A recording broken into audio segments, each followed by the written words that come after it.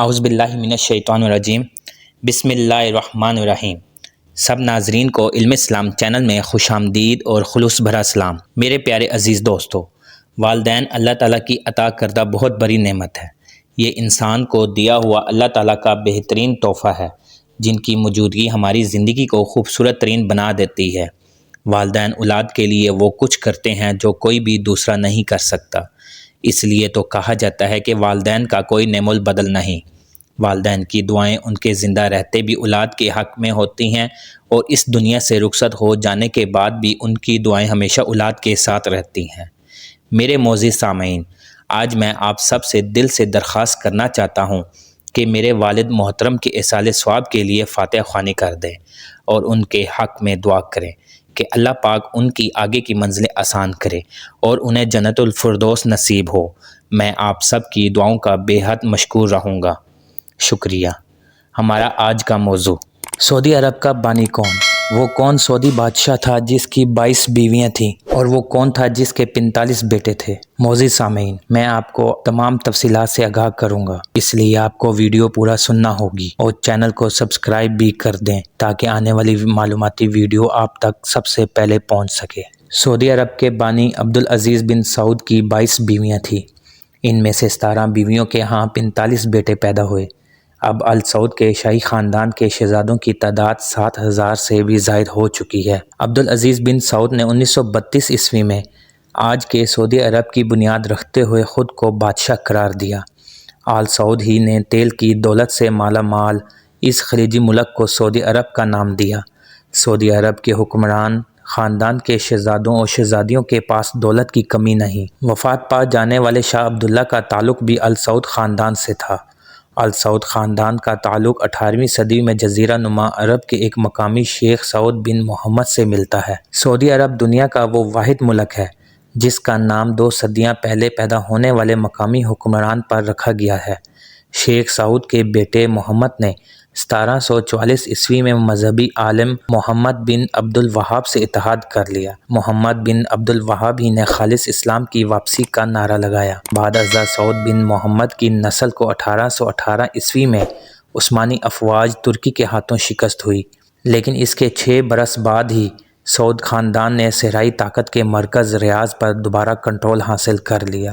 1902 عیسوی میں عبدالعزیز بن سعود نے ریاض سے اپنے حریف راشدی قبیلے کو بے دخل کرتے ہوئے اپنی طاقت کو مزید مستحکم بنا لیا۔ اس کے بعد عبدالعزیز نے مختلف قبیلوں سے لڑائی جاری رکھی اور انہیں شکست دیتے ہوئے بہت سے علاقوں کو متحد کر دیا۔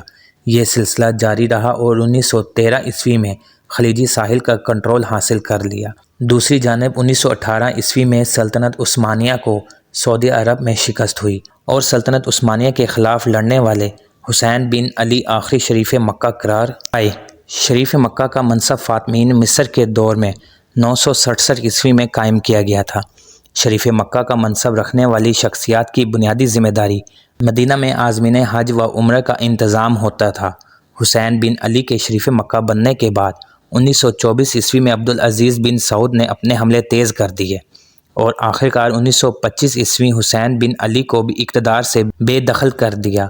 عبدالعزیز بن سعود نے 1932 عیسوی میں آج کے سعودی عرب کی بنیاد رکھتے ہوئے خود کو بادشاہ قرار دیا۔ اس کے بعد عبدالعزیز بن سعود کی طاقت میں اس طرح بھی اضافہ ہوا کہ انہوں نے بہت سے قبائلی سرداروں کی بیٹیوں سے شادیاں کی۔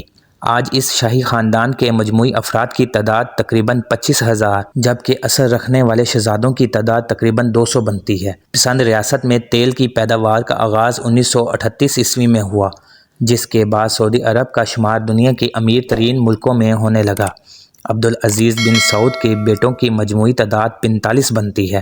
9 نومبر 1953 عیسوی میں سعودی ریاست کے بانی عبدالعزیز کا انتقال ہوا اور اس کے بعد سعود کو ان کا جانشین مقرر کیا گیا۔ 2 نومبر 1964 عیسوی کو شاہ سعود کرپشن اور نااہلی کے الزامات کے تحت معزول کر دیا گیا اور ان کے سوتیلے بھائی شاہ فیصل نے اقتدار سنبھالا۔ شاہ سعود کی وفات 1969 عیسوی کو جلاوطنی میں ہوئی۔ جدید سعودی عرب کے معمار کا خطاب حاصل کرنے والے شاہ فیصل کو مارچ 1975 عیسوی میں ان کے ایک بھتیجے نے قتل کر دیا۔ اس وقت کہا گیا تھا کہ قاتل کا ذہنی توازن ٹھیک نہیں تھا۔ میرے پیارے عزیز دوستو، اسلام آباد میں واقع فیصل مسجد اور پنجاب کے شہر فیصل آباد کا نام سعودی شاہ فیصل کے نام پر ہی رکھا گیا۔ اس کے بعد سعودی عرب کی حکمرانی شاہ فیصل کے سوتیلے بھائی شاہ خالد کے حصے میں آئی اور وہ 1982 عیسوی میں اپنی وفات تک حکمران رہے۔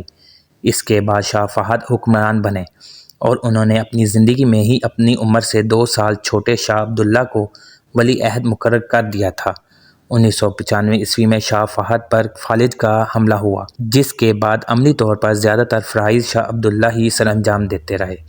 2005 عیسوی میں شاہ فہد انتقال کر گئے اور ان کی جگہ شاہ عبداللہ نے لے لی۔ جمعے کو انتقال کرنے والے شاہ عبداللہ کی جگہ ان کے سوتیلے بھائی سلمان بن عبدالعزیز نے لے لی۔